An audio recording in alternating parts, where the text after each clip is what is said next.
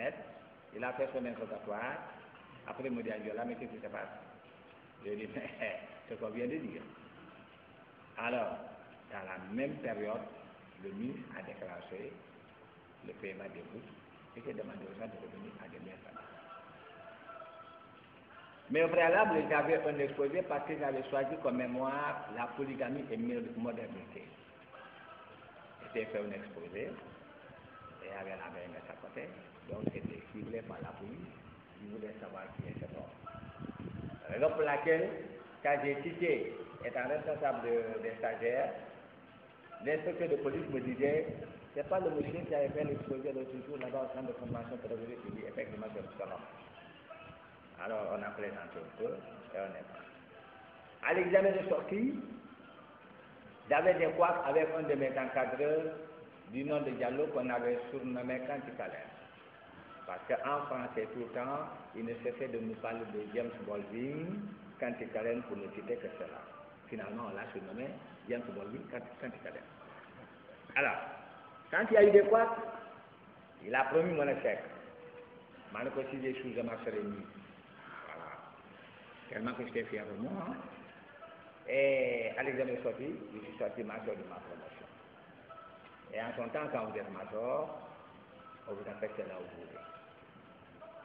Le commandant Mayata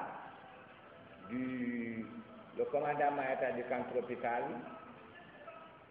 a tenté de voir M. Mo, qui était ministre de l'Éducation nationale en son temps, pour qu'il m'appelle au camp. Parce que j'étais apprécié par des policiers dont j'encadrais les enfants à la maison, et tous ces enfants, ils le COP. Alors ils sont allés se confier au commandant Mayaka, qui à son tour a voulu taper au ministère pour que ça fasse là-bas tout en continuant le jour. Mais c'est normal de rationaliser. Mon slogan c'était quoi? Au pays ou rien. Voilà. Au pays ou rien, on ne resterait pas ici. Alors ils ont tout fait, Mamadou était celui au pays ou rien. C'est ainsi que je me suis vu affecté à Souda, département de Bilan. Alors, quand j'ai regardé la décision, la plupart de mes promotionnaires étaient affectés dans le Fouta. Alors, j'étais le seul. Évidemment, c'était une récompense pour le résultat de l'examen de sortie. Je vois sous, et la deuxième syllabe était passée. Or, comme Souda était un village étranger à moi et ma maman, on avait sous-entendu surtout. Mais la mère fallait me dire, si c'est surtout, il faut démissionner. Parce que c'est un village vraiment, il n'y a pas de sécurité, parce que tout le monde est catholique, et toi tu es musulman, tout ça est décidé. Il faut que quel que soit Alpha, c'est ma mission d'enseigner.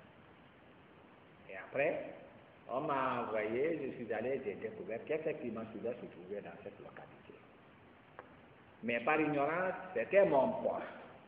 Il y avait un intérimaire qu'on a affecté là-bas, qu'on avait déployé d'un village, mon village de Katendiman, qu'on a envoyé à Soudé. Donc moi, étant affecté par une décision ministérielle, je devais postuler. Mais par ignorance, on m'a redéployé, on m'a envoyé à Tobor, l'école des réfugiés. Au moment où les fusils tournaient à Bissau, j'avais affaire à une autre race, les Manos. On ne se comprenait pas. Seul le français pouvait nous unir. On avait la méthode classe. Donc avec cette méthode classe, avec les figurines, en son temps, seulement la chose qui nous permettait de communiquer en mieux. Alors quand je mimais les actions, je présentais la personne et j'insistais doudou, salif, et les enfants abondaient dans le même sens.